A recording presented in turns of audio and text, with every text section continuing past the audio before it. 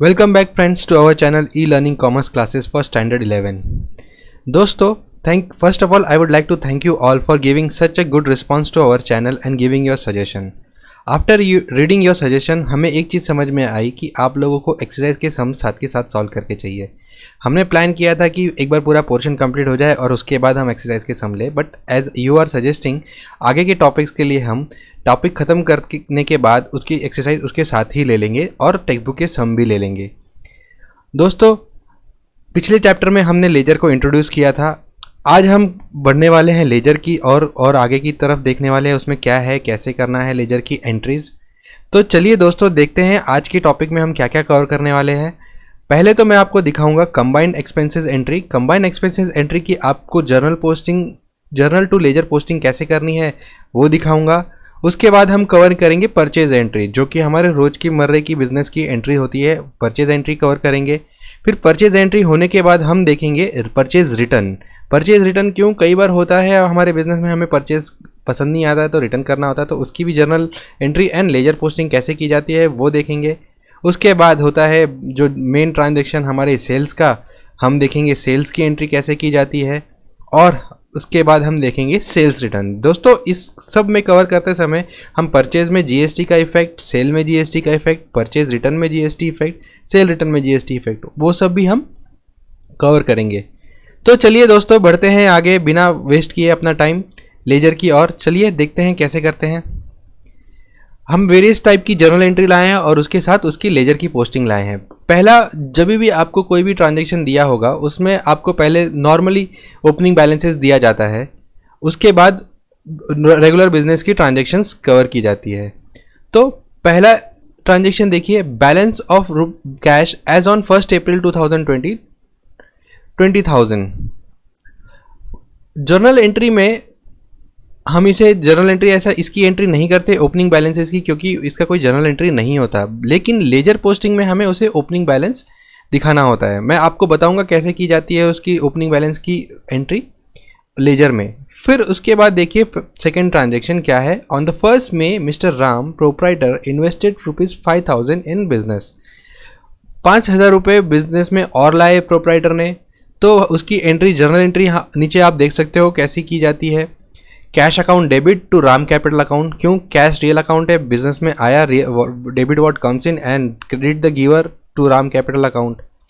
Laser का एक rule आप ध्यान रखिए, जो भी अकाउंट को डेबिट है उसके डेबिट साइड हम दूसरा अकाउंट का इफेक्ट लेते हैं, और जो भी अकाउंट क्रेडिट है उसके क्रेडिट साइड में उसका उल्टा इफेक्ट लेते हैं. मैं आपको जब प्रैक्टिकली दिखाऊंगा तो आपको और समझ में आएगा. पहले तो देखते हैं ओपनिंग बैलेंस की एंट्री कैसे की जाती है. आप देख सकते हो उसकी जर्नल एंट्री नहीं की जाती है, बट लेजर पोस्टिंग में कैसे की जाती है चलिए दिखाता हूं.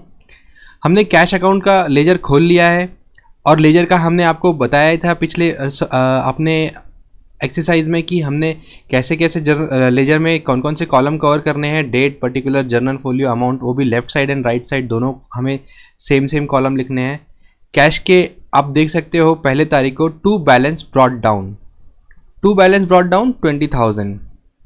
यानी क्या, आपने पिछला जब आपका अकाउंट क्लोज हुआ था वहाँ पे आपने क्या किया था, बैलेंस कैरी फॉरवर्ड यानी C/F, तो आप कैरी फॉरवर्ड कर देते हैं अगले साल के लिए.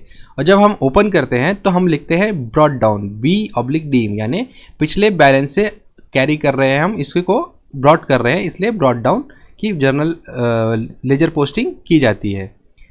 अब देखते हैं अपनी जर्नल एंट्री क्या थी.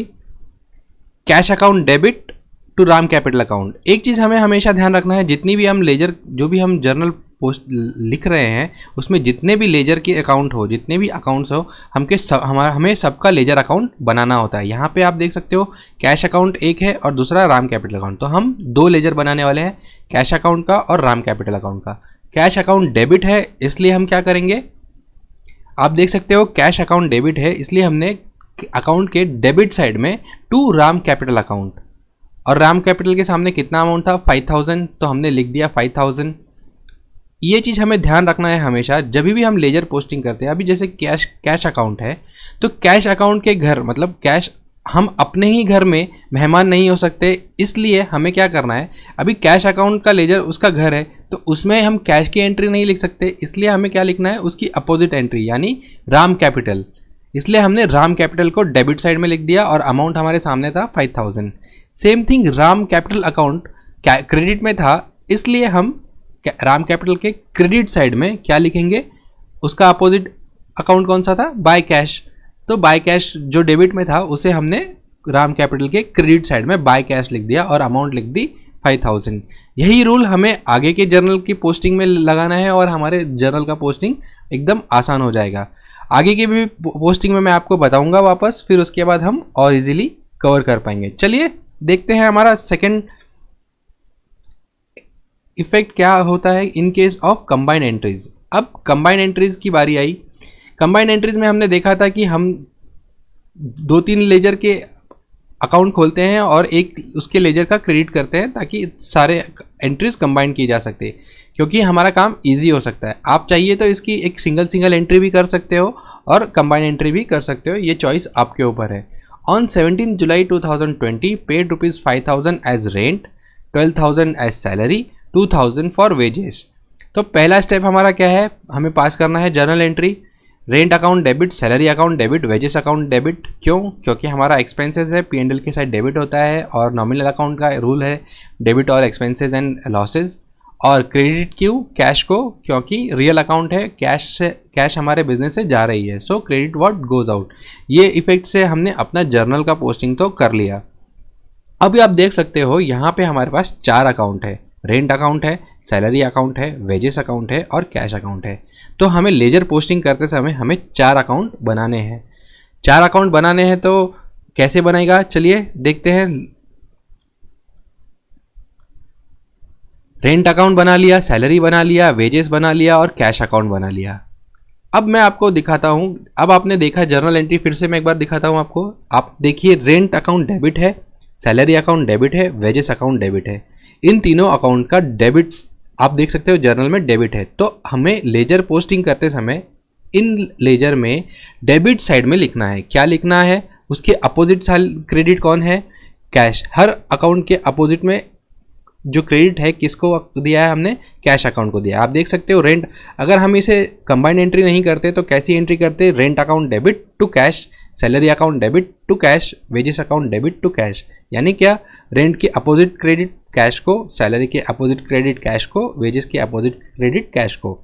अब रेंट अकाउंट के डेबिट में हमें अपोजिट वाली कौन सी इफेक्ट लेनी है, देखिए रेंट अकाउंट में आप देख सकते हो कैश अकाउंट टू कैश, और हमें अमाउंट लिखते समय रेंट के सामने कितना अमाउंट डेबिट है, 5000।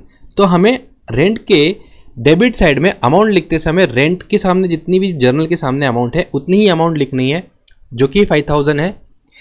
आप देख सकते हो अमाउंट में हमने रेंट में कितना लिखा है, 5000, और उसको इफेक्ट अपोजिट एंट्री किसकी दी है, कैश की। Same thing apply to salary. Salary के आगे हमने लिखा था 12000, तो हमने टू कैश 12000। आप देख सकते हो वहीं पे लेजर पोस्टिंग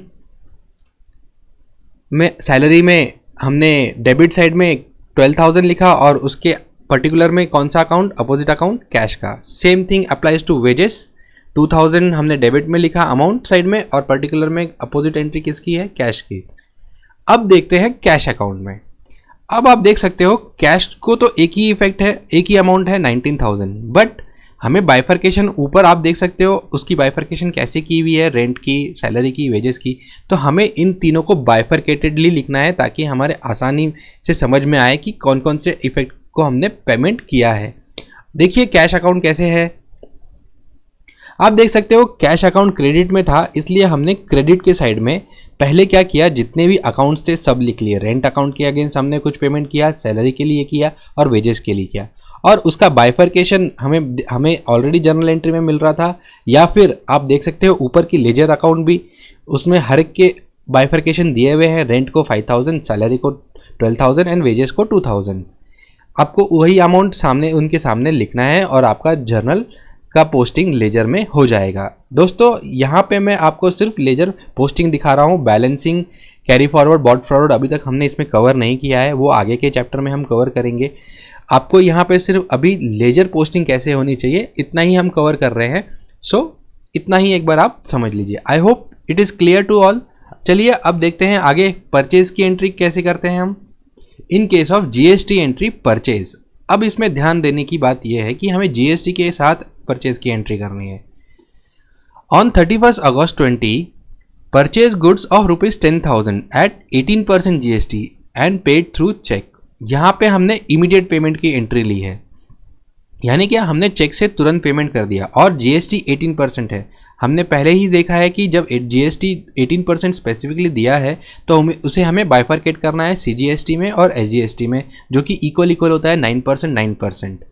सो पहले तो हमें परचेज की एंट्री करनी है। सिंपल एंट्री है, परचेज अकाउंट डेबिट आपके यहाँ आ रहा है परचेज में, तो आपने डेबिट कर लिया 10,000। अब इनपुट जीएसटी का अकाउंट बनाना है, दो अकाउंट, सीजीएसटी का और एसजीएसटी का। 9% उनको भी डेबिट कर दिया हमने, 900 और पेमेंट हमने इमीडिएटली कर दिया। कैसे किया? बैंक से यानी चेक से। तो टू बैंक अकाउंट को क्रेडिट कर दिया हमने 11,800 रुपये। टोटल आपकी डेबिट क्रेडिट से मैच हो गई, यानी आपकी जर्नल एंट्री का तो काम कंप्लीट हो गया। अब देख सकते हो अगेन यहाँ पे हमारे पास 4 अकाउंट है, purchase account, input CGST, SGST and bank. तो हमें 4 लेजर खोलने हैं। चलिए पहले लेजर खोल लेते हैं, purchase, GST, CGST and bank account. अब वापस एक बार मैं आपको जर्नल दिखाता हूँ। आप देख सकते हो परचेज के डेबिट साइड में है इनपुट सीजीएसटी के डेबिट साइड में, एसजीएसटी के डेबिट में और क्रेडिट में बैंक। तो हमें करना कैसा होगा? परचेज अकाउंट के डेबिट साइड में लिखना है, अगेन इनपुट सीजीएसटी के डेबिट साइड में, इनपुट एसजीएसटी के डेबिट साइड में। क्या लिखोगे आप? उसके अपोजिट वाली क्रेडिट अमाउंट किसकी है कि कौन से अकाउंट है? बैंक की। तो चलिए देखते हैं। परचेज अकाउंट देखिए, उस परचेज अकाउंट डेबिट था, इसलिए हमने डेबिट साइड में किसको लिखा? बैंक को। और अमाउंट कौन सी ली? परचेज, जो जर्नल एंट्री में हमने परचेज के आगे लिखी थी डेबिट में 10,000, ये अमाउंट हमने पोस्ट कर दी परचेज अकाउंट में। सेम चीज़ अप्लाई किया हमने इनपुट सीजीएसटी के लिए। देख सकते हो डेबिट में इनपुट सीजीएसटी के कितना है? 900 और अकाउंट कौन सा है उसके अपोजिट में? बैंक का। तो टू बैंक 900। एसजीएसटी के लिए भी सेम, टू बैंक 900। अब बैंक अकाउंट क्रेडिट में है तो क्रेडिट में हमें तीनों एंट्री लिखनी है। जर्नल, जो भी जर्नल में आप देख सकते हो जितने भी अपोजिट डेबिट थे, परचेज अकाउंट को डेबिट था, इनपुट सीजीएसटी को डेबिट था, इनपुट एसजीएसटी को डेबिट था, ये पहले हमने वहाँ पोस्ट कर दिया, आप देख सकते हो क्रेडिट साइड में। उसके बाद हमने क्या किया? बैंक अकाउंट के परचेज के सामने हमने कितना लिखा? 10,000, क्योंकि हमारे परचेज में 10,000 था, इनपुट सीजीएसटी में 900, एसजीएसटी में 900। ये हो गई आपकी लेजर पोस्टिंग, जो कि है परचेज की इमीडिएट पेमेंट की। चलिए अब देखते हैं अगर ये पेमेंट इमीडिएट नहीं होता तो कैसे होता। सेम एंट्री ली है हमने, बस यहाँ पे हमने पेमेंट क्रेडिट में रखा है, यानी आपने उधार पे माल लाया है और उसका पेमेंट बाद में करने वाले हो। तो आपने मिस्टर सुधीर से क्रेडिट पे लाया है, तो journal posting, journal ledger, journal की एंट्री तो एकदम सिंपल होगी, purchase account, input CGST, SGST. अब बैंक के यहाँ जगह पे यहाँ पे आ गया सुधीर अकाउंट, क्योंकि हमने माल क्रेडिट पे लाया है। ये हमारे क्रेडिटर हो जाएंगे जब तक हम इनका पेमेंट नहीं करेंगे। अगेन यहाँ पे आप देख सकते हो 4 अकाउंट है, तो हमें 4 अकाउंट बनाने हैं। चलिए बना लेते हैं 4 अपने लेजर्स के account, purchase, CGST, SGST and Sudhir account.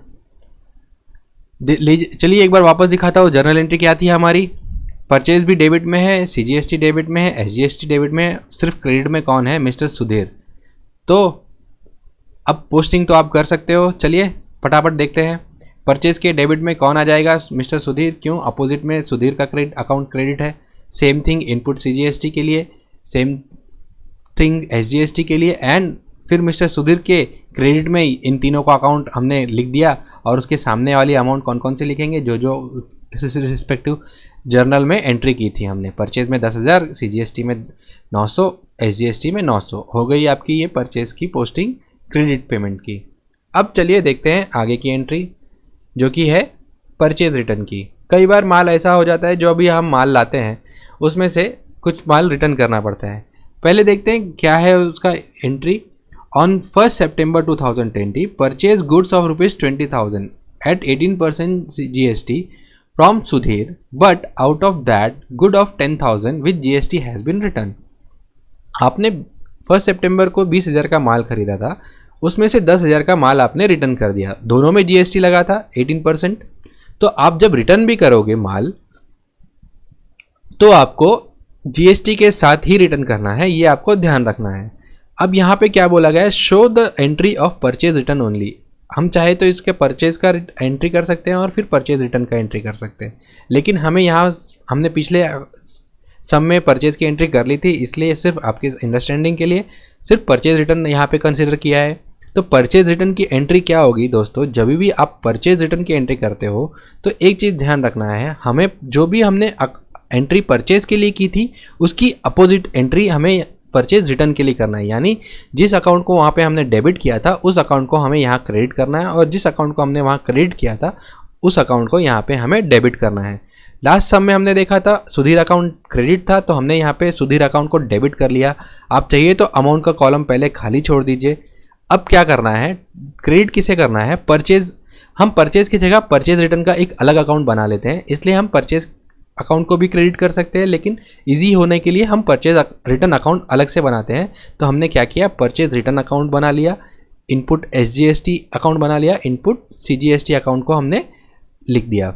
अब आपको करना क्या है, 10,000 का माल रिटर्न किया तो आप परचेज रिटर्न में आप लिख लीजिए 10,000, उसके ऊपर 9% GST 900 लिख लिया। अब इसकी टोटल कर लीजिए जो कि होती है 11,800, और वो अमाउंट आप सुधीर अकाउंट के सामने डेबिट में लिख दीजिए, तो आपको आपकी जर्नल करने में आसानी होगी। अब अगेन 4 अकाउंट है तो हमें 4 लेजर अकाउंट बनाने हैं। कौन कौन से बनेंगे, purchase return account, input CGST, input SGST and Sudhir account. Purchase में हमने देखा था सुधीर अकाउंट क्रेडिट था, यहाँ पे हम देख सकते हैं सुधीर अकाउंट डेबिट है, और वहाँ पे हमने देखा था परचेज अकाउंट डेबिट था, यहाँ आप देख सकते हो परचेज रिटर्न अकाउंट क्रेडिट है। तो अब हमें करना क्या है, चलिए एक बार जर्नल दिखाता हूँ। जर्नल में आप देख सकते हो परचेज रिटर्न अकाउंट क्रेडिट है, तो हमें परचेज रिटर्न के क्रेडिट साइड में उसके अपोजिट डेबिट को लिखना है। अपोजिट डेबिट कौन है, मिस्टर सुधीर। चलिए देखते हैं। परचेज रिटर्न अकाउंट आप देख सकते हो by Sudhir account 10,000, purchase return के हमने क्रेडिट साइड लिख दिया। सेम थिंग हमने CGST और SGST के लिए अप्लाई किया, और सुधीर अकाउंट डेबिट था इसलिए हमने सुधीर अकाउंट में सारे अकाउंट जो भी थे, purchase return, input CGST, input SGST, ये तीनों अकाउंट और उसके सामने वाली amount same to same lift की और यहाँ पे हमने पोस्ट कर दी। तो ये हो गई आपकी परचेज रिटर्न की लेजर पोस्टिंग। चलिए अब देखते हैं आगे की एंट्रीज। अब देखते हैं in case of sales. Sales में क्या करना होता है, अब आपने 15 सितंबर को सेल किया 60,000 रुपये का to Mister Raman at 12% GST। आपने सेल कितने पे किया, 12% GST, तो आपको याद रखना है 6% करना है आपको GST के लिए। तो यहाँ पे माल किसको बेच रहे हैं, रमन को, ऑन क्रेडिट, तो रमन अकाउंट डेबिट हो जाएगा क्योंकि वो हमारे डेटर बनने वाले हैं। तो रमन अकाउंट डेबिट। अब चाहिए तो अमाउंट का कॉलम एक बार के लिए खाली छोड़ दीजिए। फिर उसके बाद पहले टू क्या जा रहा है, हमारे बिजनेस से सेल्स हो रहा है, तो सेल्स को हमने सेल हमारा क्रेडिट इनकम है तो हमें सेल लिख दिया 60,000, और उसके ऊपर GST कैलकुलेट कर लीजिए 6%। तो हमने क्या किया, आउटपुट GST का अकाउंट बनाया और आउटपुट SGST का अकाउंट बनाया। यानी क्या, आपको आउटपुट और इनपुट क्रेडिट का मैंने आपको कॉन्सेप्ट पिछले सम में बताया ही था, इसीलिए हमने आउटपुट, क्योंकि जो भी सेल हो रहा है उसे हम आउटपुट कहते हैं और जो भी परचेज होता है उसे हम इनपुट कहते हैं। तो सेल अकाउंट को हमने 60,000 लिख लिया, आउटपुट CGST को 6% GST लिख लिया 3,600, आउटपुट SGST को 3,600 लिख लिया। अब इसकी टोटल कर लीजिए, जो टोटल आएगी वो रमन अकाउंट के डेबिट में 67,200 आप लिख सकते हो। यानी आपका जर्नल का डेबिट एंड क्रेडिट मैच हो गया। अगेन 4 अकाउंट है तो हमें 4 अकाउंट बनाने हैं लेजर के लिए भी। सेल अकाउंट बना लिया, आउटपुट का बना लिया 2 अकाउंट और मिस्टर रमन अकाउंट।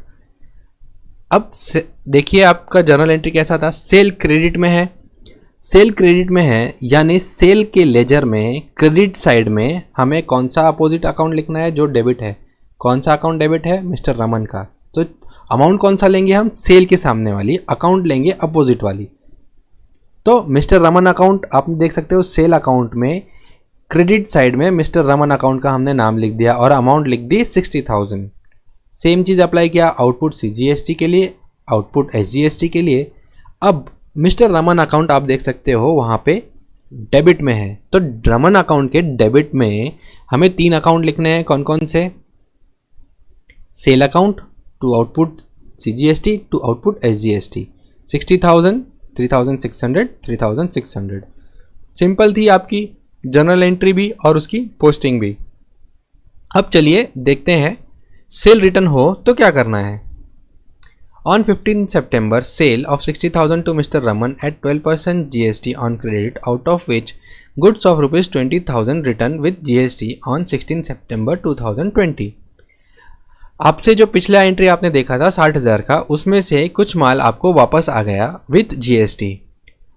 मैंने आपको बताया था जब रिटर्न की एंट्री होती है तो हम एकदम अपोजिट इफेक्ट लेते हैं, जिसका मतलब है जो अकाउंट हमने वहाँ डेबिट किया था वो अकाउंट यहाँ क्रेडिट हो जाता है, और जो अकाउंट हमने वहाँ क्रेडिट किया था वो अकाउंट यहाँ डेबिट हो जाता है। तो अब करना क्या है, आपको जब हमने वहाँ पे सेल अकाउंट बनाया था तो यहाँ पे हमने सेल रिटर्न अकाउंट बना लिया। तो सेल रिटर्न अकाउंट ईजी हो समझने के लिए आप चाहे तो सेल अकाउंट को भी डेबिट कर सकते हो, लेकिन सेल अकाउंट हम इसलिए बना रहे हैं, जैसे मैंने आपको बताया था परचेज रिटर्न क्यों बनाते हैं, इसलिए हम सेल रिटर्न भी बनाते हैं ताकि हमें अंडरस्टैंडिंग के लिए ईजी हो। तो सेल रिटर्न में आपने डाल दिया 20,000 क्योंकि आपका माल कितने का आया 20,000 का। अब उस पर GST भी आपका रिटर्न आया है तो GST 6%, SGST 6% जो कि होता है 1200 उन अकाउंट को भी डेबिट कर दिया और क्रेडिट कर दिया हमने टू मिस्टर रमन अकाउंट, क्योंकि मिस्टर रमन हमें वापस माल दे रहे हैं। अब अगेन चार लेजर हमें बनाने हैं। एक बनाना है सेल रिटर्न का, उसके बाद GST के 2 अकाउंट बनेंगे and then Mister Raman account. आप देख सकते हो सेल रिटर्न अकाउंट हमारा डेबिट था, तो हम सेल रिटर्न के डेबिट साइड में अपोजिट क्रेडिट किसको है, मिस्टर रमन को, और अमाउंट कौन सा लेंगे 20,000 जो सेल रिटर्न के अकाउंट आप देख सकते हो डेबिट में है। तो पहले अकाउंट में अमाउंट लिख लीजिए 20,000 और उसके सामने पर्टिकुलर्स में लिख लीजिए टू रमन अकाउंट। आपका हो गया एक पोस्टिंग। वैसे ही आपको GST आउटपुट की करनी है दोनों entry, and then Mister Raman account का आप देख सकते हो क्रेडिट है यहाँ पे, तो हमें क्रेडिट साइड में लेजर के क्रेडिट साइड में ये तीनों अकाउंट लिखने हैं और उसके रिस्पेक्टिव अमाउंट उसके सामने लिखने हैं। तो देखिए कैसे होगा, by sale return, by output SGST, by output CGST 20,000 1200। दोस्तों आई होप आप लोगों को ये सारे इफेक्ट समझ में आए होंगे। मैं आपको सिर्फ एक फटाफट रिवीजन के लिए बता दूं कि लेफ्ट साइड में लेजर के डेबिट होता है, राइट साइड में क्रेडिट होता है, और हमें 4 कॉलम बनाने होते हैं, डेट का, पर्टिकुलर का, जर्नल फोलियो का, अमाउंट का, जो कि सेम लेफ्ट साइड भी बनता है और राइट साइड भी बनता है। और जब भी हम लेजर बनाते हैं तो उसके ऊपर उस लेजर का नाम लिखना ज़रूरी होता है। और लेजर पोस्टिंग का एक रूल याद रखिएगा कि हम अपने घर में मेहमान नहीं हो सकते, इसलिए जो भी अकाउंट बन रहा है उसका अपोजिट जो भी उसके सामने एंट्री होगी वही अकाउंट को हम अपने अकाउंट में एंट्री करने देंगे। यानी क्या, कैश अकाउंट में हम कैश अकाउंट नहीं लिखने वाले, या मिस्टर रमन अकाउंट में मिस्टर रमन अकाउंट नहीं लिखने वाले। मिस्टर रमन में हम अपोजिट उसकी एंट्री क्या होगी, चाहे वो डेबिट हो चाहे क्रेडिट, अकॉर्डिंगली हम उसे पोस्ट करते जाएंगे। आई होप आप लोगों को ये अभी तक समझ में आया होगा। आगे के हम और भी इजी सम्स लेके आएंगे ताकि आपके कंसेप्ट क्लियर कर सके। उसके बाद हम आपके लिए प्रैक्टिकल सम्स जो आपके टेक्स्ट बुक में दिए हुए वो, और एक्सरसाइज के सम्स, वो भी इसी चैप्टर के एंड तक कवर कर लेंगे। तब तक के लिए दोस्तों thank you and happy learning. I hope आप लोगों को हमारा चैनल पसंद आता होगा, तो keep sharing with your friends and keep watching our videos. Thank you so much.